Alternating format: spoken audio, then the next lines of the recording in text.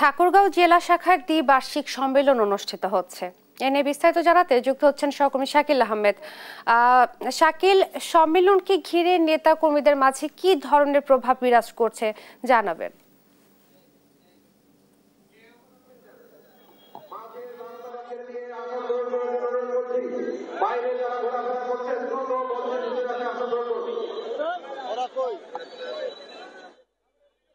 ধন্যবাদ।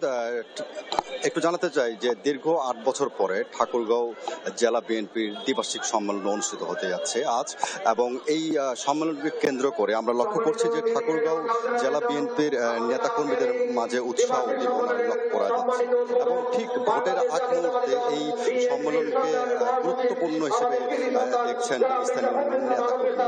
আমরা লক্ষ্য করছি যে সকাল থেকে জনসভা স্থলে হাজার হাজার নেতাকর্মীর উপস্থিতি আমরা লক্ষ্য করছি, এবং কিছুক্ষণ আগে এখানে দ্বিবার্ষিক সম্মেলনের আনুষ্ঠানিক উদ্বোধন করলেন ঠাকুরগাঁও বিশ্ববিদ্যালয় বড় মাঠে বিএনপির মহাসচিব মির্জা ফখরুল ইসলাম আলমগীর, এবং আমরা লক্ষ্য করলাম যে এই উদ্বোধনী অনুষ্ঠানে বিএনপির কেন্দ্রীয় কমিটির নেতৃবৃন্দ এবং স্থানীয় উপস্থিত ছিলেন। কিছুক্ষণ পরে দ্বিবার্ষিক সম্মেলনের প্রথম অধিবেশন অনুষ্ঠিত হবে, এবং প্রথম